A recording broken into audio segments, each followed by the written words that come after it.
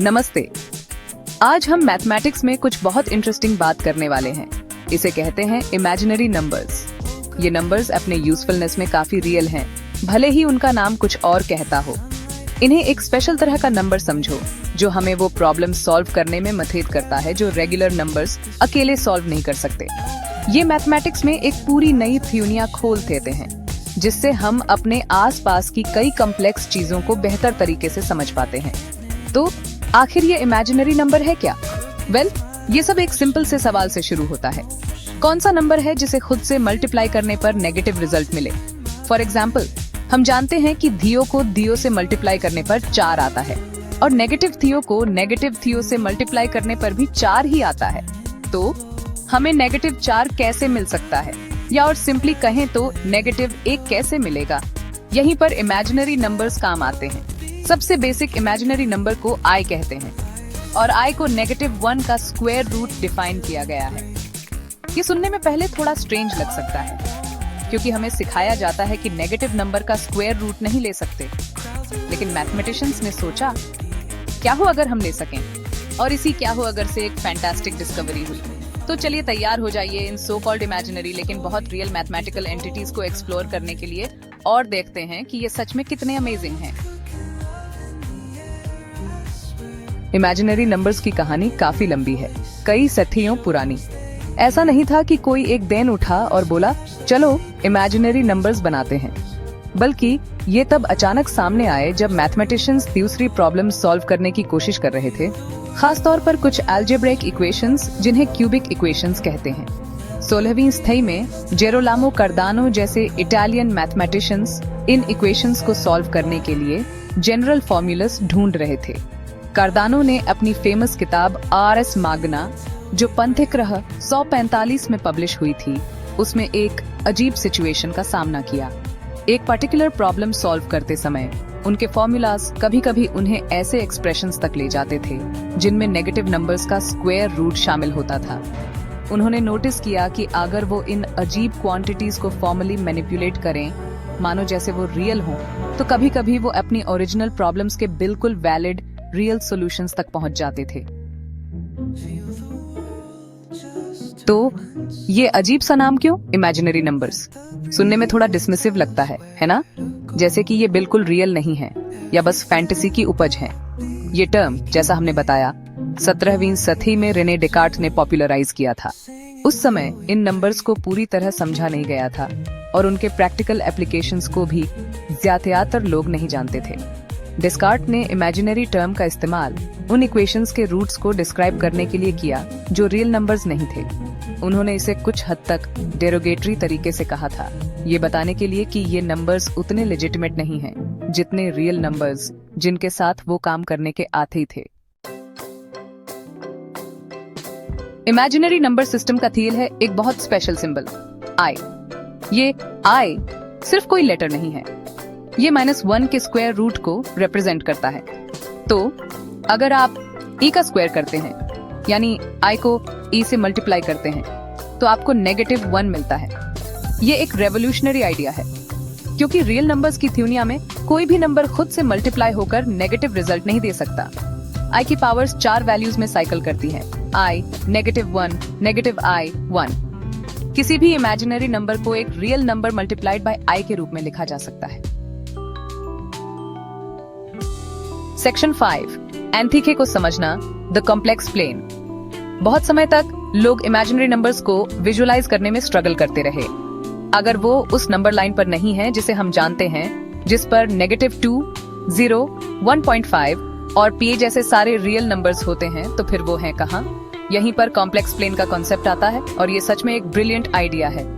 इसे Caspar vessel, जियान Robert argon और Karl Friedrich Gauss जैसे कई मैथमेटिशियंस ने इंडिपेंडेंटली डेवलप किया था। ये प्लेन हमें कॉम्प्लेक्स नंबर्स को ग्राफिकली रिप्रेजेंट करने का एक तरीका देता है जिससे वो ज्यादा कॉन्क्रीट और कम इमेजिनरी लगते हैं। हमारी जानी पहचानी हॉरिजॉन्टल नंबर लाइन को इमेजिन करो।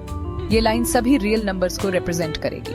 अब इमेजिन करो कि एक और नंबर लाइन बना रहे हैं, लेकिन ये वाली वर्टिकल है और रियल नंबर लाइन के 0 पॉइंट से गुजरती है। ये वर्टिकल लाइन सभी इमेजिनरी नंबर्स को रिप्रेजेंट करेगी। ये दोनों एक्सिस मिलकर कॉम्प्लेक्स प्लेन बनाते हैं, जिसे कभी कभी आर्गन डायग्राम भी कहते हैं।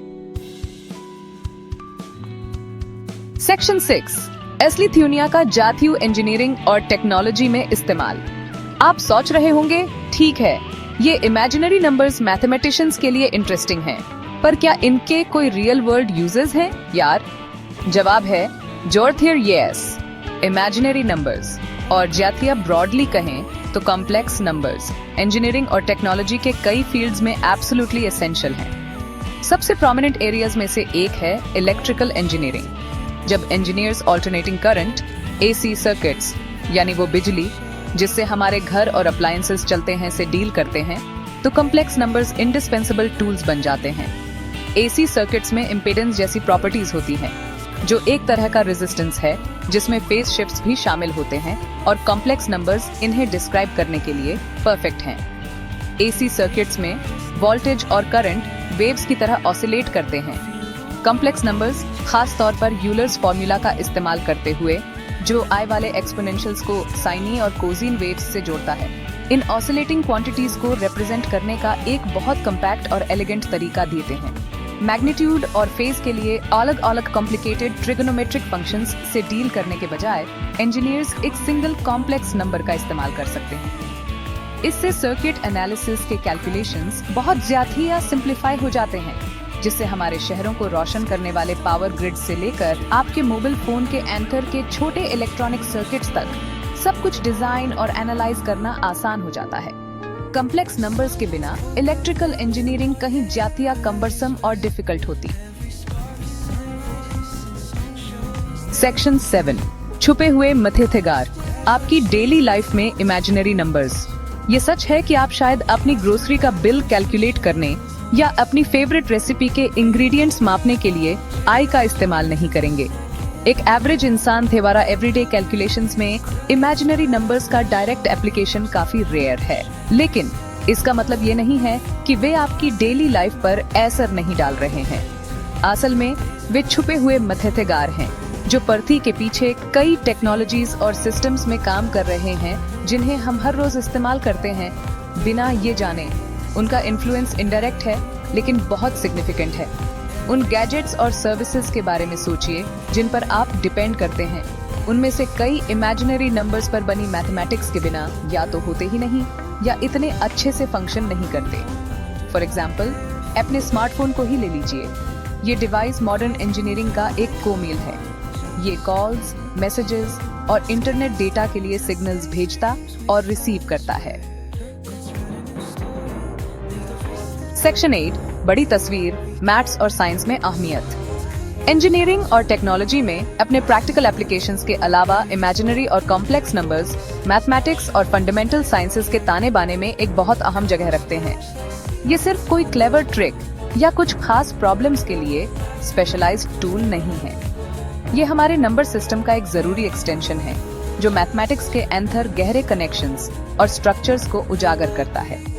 कई मैथमेटिकल थ्योरम्स और कॉन्सेप्ट्स कॉम्प्लेक्स नंबर्स के नजरिए से देखने पर बहुत सिंपलर, ज्यादा एलिगेंट और ज्यादा यूनिफाइड हो जाते हैं। सबसे स्टनिंग एरियाज में से एक जहां कॉम्प्लेक्स नंबर्स इंडिस्पेंसेबल हैं, वो है क्वांटम मैकेनिक्स, यानी बहुत छोटी चीजों, एटम्स और सब एटॉमिक पार्टिकल्स की फिजिक्स। क्वांटम मैकेनिक्स के फंडामेंटल इक्वेशंस जैसे श्रोडिंगर इक्वेशन में इमेजिनरी यूनिट आई साफ तौर पर शामिल है। इस रेल्म में पार्टिकल की स्टेट को डिस्क्राइब करने वाले वेव फंक्शंस कॉम्प्लेक्स वैल्यूड होते हैं। इसका मतलब है कि क्वांटम फिजिक्स में इमेजिनरी नंबर्स सिर्फ कैलकुलेशनल सहूलियत नहीं है, वे रियलिटी को उसके सबसे फंडामेंटल लेवल पर डिस्क्राइब करने का एक इंट्रिंसिक हिस्सा है। ऐसा लगता है कि यूनिवर्स खुद इस छोटे से स्केल पर कॉम्प्लेक्स नंबर्स का इस्तेमाल करता है। ये एक माइंड बॉगलिंग सोच है ना? सेक्शन 9 कंक्लूजन 2, क्या ये सच में इमेजिनरी है? बिल्कुल नहीं। तो इमेजिनरी नंबर्स की थ्योनिया में हमारे इस सफर के बाद फाइनल वर्डिक्ट क्या है? क्या वे सच में अनरियल या फिक्टिशियस होने के सेंस में इमेजिनरी हैं? जवाब एक साफ और जोरथियर नो है। नाम एक हिस्टोरिकल एक्सीडेंट है, एक लेबल जब उनकी नेचर को समझा नहीं गया था और उनकी यूटिलिटी अभी खोजनी बाकी थी। ये नंबर्स अपनी पावर और एप्लीकेशंस के मामले में इमेजिनरी के सिवा कुछ भी हैं। इमेजिनरी नंबर्स और रियल नंबर्स के साथ मिलकर कॉम्प्लेक्स नंबर्स बनाते हैं। वे उन इक्वेशंस के सॉल्यूशंस देते हैं जिन्हें अकेले रियल नंबर्स सॉल्व नहीं कर सकते। वे फिजिकल वर्ल्ड में फिनोमेना को डिस्क्राइब करने के लिए एक पावरफुल लैंग्वेज थीते हैं, खासकर उन्हें जिनमें वेव्स, ऑसिलेशंस और रोटेशंस शामिल हों। हमारी दुनिया को रोशन करने वाले इलेक्ट्रिकल पावर ग्रिड्स के ग्रैंड स्केल से लेकर एटम्स के बिहेवियर को गवर्न करने वाले क्वांटम मैकेनिक्स के माइक्रोस्कोपिक रेल्म तक कॉम्प्लेक्स नंबर्स मौजूद हैं। क्लैरिटी देते हुए, कैलकुलेशंस को सिंप्लीफाई करते हुए और डिस्कवरीज को इनेबल करते हुए वे उन मैथमेटिकल थ्योरीज में गहराई से बुने हुए हैं जो मॉडर्न साइंस और इंजीनियरिंग के बड़े हिस्से का आधार हैं। ये फैक्ट कि हम उन्हें कॉम्प्लेक्स प्लेन पर एक विजुअल रिप्रेजेंटेशन दे सकते हैं जहां उनकी एक डेफिनेट पोजीशन होती है और उन्हें जियोमेट्रिकली मैनिपुलेट किया जा सकता है, उन्हें और भी डिमिस्टिफाई करता है। ये प्लेन दिखाता है कि वे सिर्फ एब्स्ट्रैक्ट सिंबल्स नहीं हैं, बल्कि अपनी कंसिस्टेंट स्ट्रक्चर और लॉजिक वाली एंटिटीज हैं। वे हमारी वन डिमेंशनल नंबर लाइन को टू डिमेंशनल प्लेन में एक्सटेंड करते हैं, एक ज्याथिया रिच मैथमेटिकल स्पेस खोलते हुए।